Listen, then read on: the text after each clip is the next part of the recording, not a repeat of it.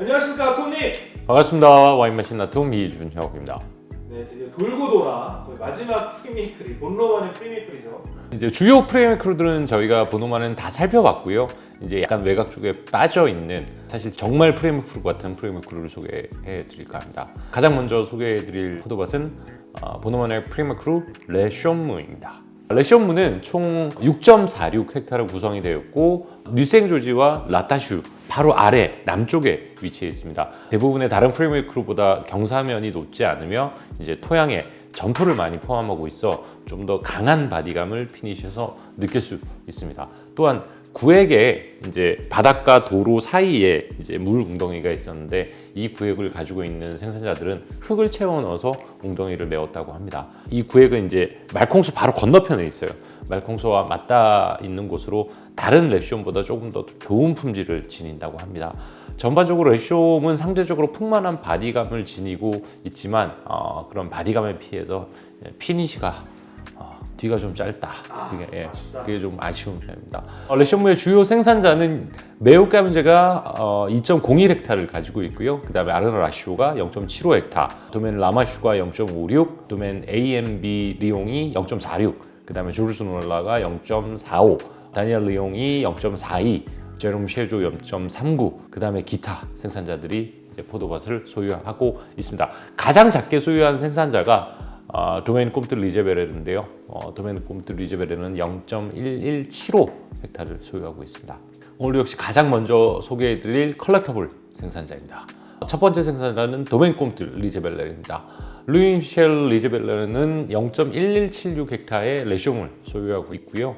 포도나무의 평균 수령은 약 85년 정도입니다. 그가 소유한 플랫은 라따슈와 말콩소 바로 동쪽 아래에 위치하고 있고요.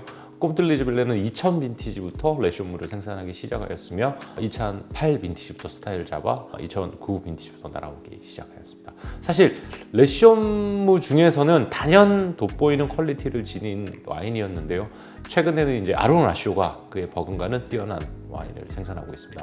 개인적으로는 이제 08 빈티지를 필두로 09, 2010, 11, 12, 13, 14, 15, 16, 17 빈티지까지 총 10개의 빈티지를 테스팅 해보았으며 그 중에서도 2009, 2010, 2015 빈티지가 최고의 퍼포먼스를 보여줬으며 12, 14, 16, 17 빈티지 역시 수준급의 퍼포먼스를 보여주었는데요.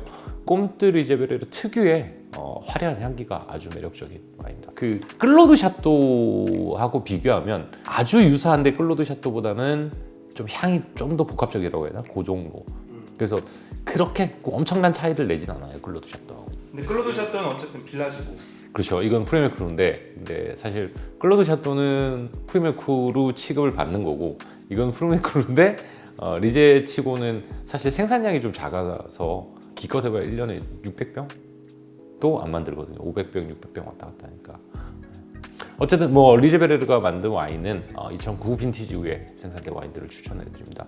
물론 이전에 생산된 와인으로 퀄리티가 떨어지는 건 아니지만 09 빈티지 이후에 생산된 와인들이 완전 다른 레벨이라고 생각하시면 됩니다. 그리고 이제 꼼트 리제베레 가장 큰 장점이 어릴 때에도 접근성이 좋기 때문에 출시가 되고 나면 2, 3년만 지나더라도 충분히 매력적인 퍼포먼스를 보여줍니다.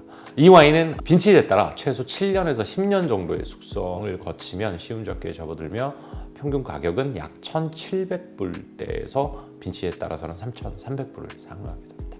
3,300불이면 이거 안 먹지. 클로드 샤또? 클로드 샤또 2병. 클로드 샤또 제가 250불에 사 먹을 때, 200불에 사 먹을 때 참 좋았는데 지금 이제 1000불 후반도 잘 없더라고요. 5배 올랐네요. 다 더 오른 것들도 많으니까. 자, 다음 소개해드릴 컬렉터블 생산자는 아르노 라쇼입니다. 아르노 라쇼는 0.75헥타의 레쇼물을 소유하고 있으며 포도나무는 1933년에 심어졌습니다. 그들이 소유한 플랫은 오말콩소 바로 동쪽 아래편에 길게 위치해 있고요. 개인적으로는 95 빈티지를 필두로 96, 05, 2010, 13, 16, 17, 18, 19 빈티지까지 총 9개의 빈티지를 테스팅했으며 그 중에서도 17, 18, 19 빈티지가 최고의 퍼포먼스를 보여주었는데요. 스타일을 잡기 시작한 17 빈티지나 굉장히 묻었던 18 빈티지 그리고 최고의 빈티지로 손꼽히는 19 빈티지 세 빈티지 아주 매력적이었어요. 아르노 라쇼 같은 경우에도 접근성이 아주 좋고요. 출시 이후에 4, 5년 정도의 셀러리가 거치면 아주 매력적인 퍼포먼스를 보여주는데 그래도 10년 정도는 셀러링이 필요한 와인들입니다. 특히 이 와인은 아로나쇼 특유의 매력적인 향기와 감미로운 타닌이 돋보였고요. 평균 가격은 약 1,150불대이며 빈티지에 따라서는 2,000불을 상회하게 됩니다. 이게 프랑스 뉴생조지나 모레생들이 레스토랑 가면 잘 구하면 300유로면 드실 수 있어요. 네, 아직도 2017-18 빈티지입니다. 네. 앞서 언급해드린 것처럼 아로나쇼의 레쇼모는 2017 빈티지 이후에 생산된 와인들을 추천해드립니다. 뭐 이전에 생산되는 거는 지금과는 양조 스타일도 많이 다르고 와인 스타일도 역시 다르니 참고하시기 바랍니다. 다음은 강력 추천 생산자 하일리 리커멘디드 와인들입니다. 가장 먼저 소개를 드릴 생산자는 도멘 메우카뮤제입니다. 메우카뮤제는 2.01헥타의 레시온물을 소유하고 있으며 포도나무는 1950년대와 70년대에 심어졌습니다. 1950년대에 포도 심은 사람이 앙리자이에요. 같이 심었죠. 개인적으로는 99 빈티지를 필두로 03, 05, 09, 2010, 11, 13, 17, 20 빈티지까지 총 9개의 빈티지를 테스팅했는데 그 중에서도 99, 05, 09, 2010, 2020 빈티지가 최고의 퍼포먼스를 보여줬습니다. 메우카뮤제는 특유의 이제 뛰어난 집중도하고 강한 파워를 지닌 와인으로 비교적 접근성이 좋은 레시온무임에도 불구하고 최소 10년 이상의 셀러링이 필요하며 아마 15년 정도 셀러링을 하면 서서히 이제 절정의 퍼포먼스를 보여주지 않을까 생각합니다. 메우카뮤제 와인들은 꼭 셀러링해서 드셔야 그 진가가 드러나는 와인이니까 구입하시면 10년 동안은 아예 잊어버리시길 추천해드립니다. 이 와인의 평균 가격은 약 270불대이고요. 빈티지에 따라서는 900불에 육박하기도 합니다. 다음 소개해드릴 강력 추천 생산자는 도멘 조르주 노엘라입니다. 도멘 조르주 노엘라는 0.45헥타의 레시온물을 소유하고 있으며 포도나무는 1985년에 심어졌습니다. 왜 이 작가님 가면 이제 그 셀러가 있고 돌아 들어가서 그 집 정원 같은 데 앉아서 테스팅룸에서 2차 할 때 있잖아요, 가끔. 그 바로 앞에 있는 밭이 레시온물. 그리고 그 건너편이 바로 말콩소. 네.